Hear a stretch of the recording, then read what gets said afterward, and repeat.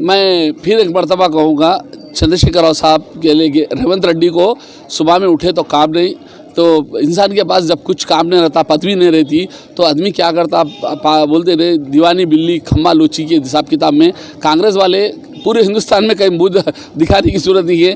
खुद इनका सदर जो है तो राहुल साहब रिजन दे के कश्तियाँ फिरा लेते फिर रहे हो लोग, तो हालत ये है कि मच्छरों के साथ ज़िंदगी गुजारना पड़ रहा।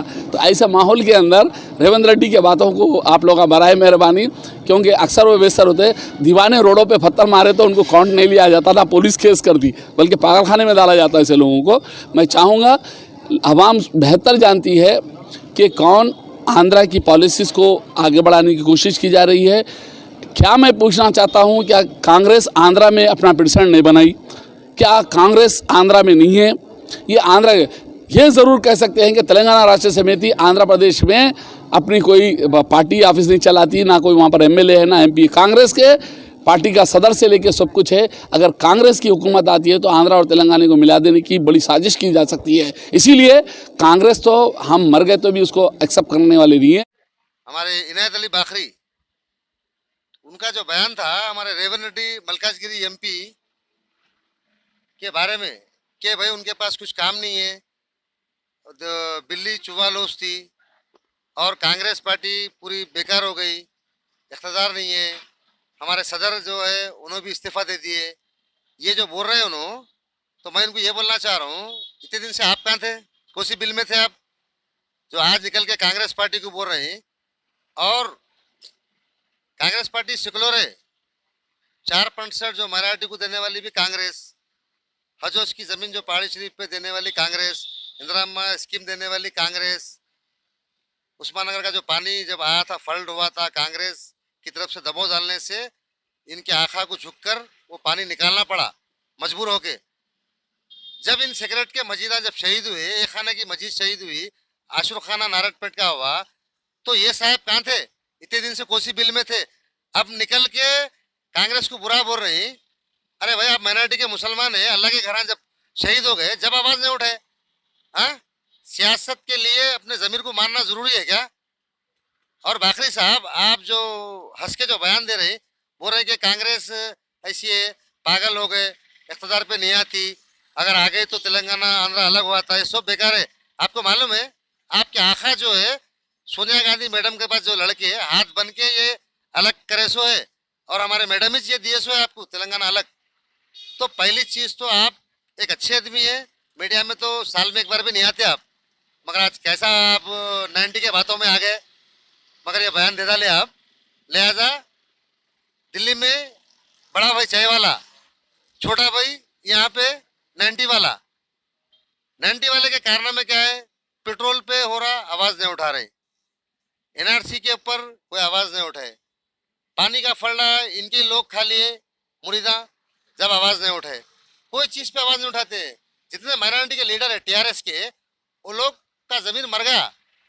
जो 2 शख्स थे जो निकाल के खंडवा दे डाले, एक बच्चा था एनटीआर नगर राजेंद्र नगर का, उन्हें बोला मेरा ज़मीन गवारा नहीं कर रहा, मैं पार्टी को रिजन दे रहा हूँ। इसको बोलते जज्बा, ईमान का जज्बा, इसको बोलते।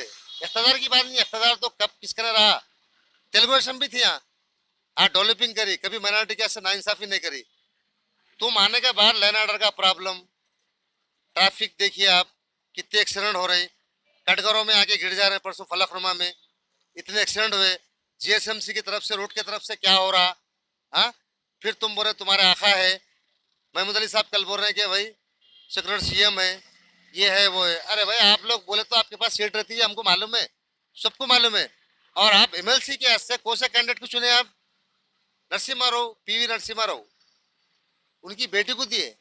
तो मैं सारे अवाम को बोल रहा हूँ कि आप हमारा जो कैंडिडेट है डॉक्टर चन्ना रेड्डी, उनके हक में वोट दीजिए आप, क्योंकि सेकुलर पार्टी है, उनको लाके खड़ा करें, देखेंगे क्या होगा हाल ही में।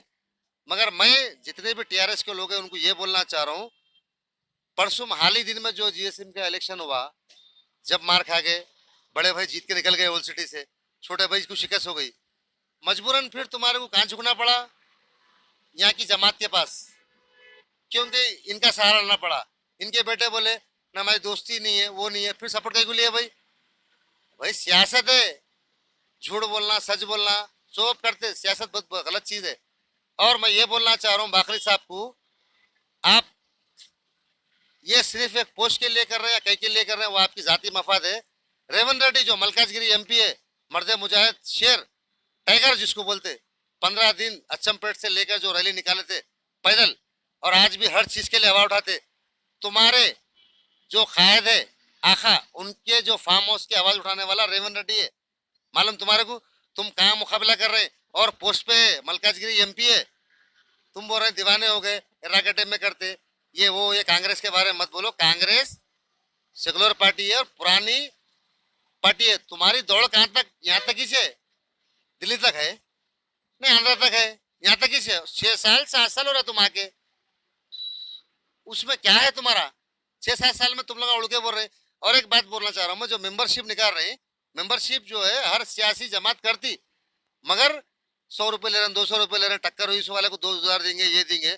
जो रोडों पे टकरा लग रहे हैं, उस्मान दवाखाने में पैसे ले रहे हैं, फिर इसको तो रोको ना। अरे कम से कम उस्मान दवाखाने में दौरा करो, हाँ इधर के अंदर, और वहाँ की मरम्मत कराओ, ये कराओ। वो तो पैसे तो बहुत दूर की बात है, मुर्दों का सौदा कर रहे हैं। मालूम आपको? हमारे बाकरी साहब जाके पहले देखो मुर्दा खाने में, अगर दिल है आपके पास जाके देखो क्या हो रहा वहाँ, फिर आपके आखा को बोलो। वहाँ पर गंदगी, हमारे निज़ाम और उस्मानी अली बादशाह की इमारत है, वो जो आज भी ट्रस्ट चला रहा, हुकूमत जो है वहाँ पर कुछ साफ नहीं कर रही। कई चीज़ें हम लोग दिए, तो सेकुलर पार्टी कौन है? तुम लोग खाली आखा को खुश करने के वास्ते बोलते। लिहाजा हमारी पार्टी के बारे में कोई भी नहीं बोलना। आप आपका काम करो, हमारा काम हम कर रहे हैं। पेट्रोल के वास्ते आवाज़ हम उठाते, 10,000 के वास्ते आवाज़ हम उठाते, हाँ महंगाई के बारे में आवाज़ उठा रहे, पानी का फंड आया आवाज़ उठा रहे। कई चीज़ के लिए कांग्रेस पार्टी आवाज़ उठाती, तुम लोग क्या कर रहे हैं? लिहाजा बाकरी साहब आप अच्छे आदमी है, इंशाल्लाह आपको उम्र सीधा है, सीनियर भी है आप, इंशाल्लाह पोस्ट के चक्कर में रहो, पोस्ट नहीं मिलता। महमूद अली साहब का भी जो पोस्ट है वो आखिरी है, और लिहाजा जैसा कि हाल ही में हमारे बाबा फसीउद्दीन थी, उनको भी बिठा दिए, तो लिहाजा इनकी पॉलिसी अलग है।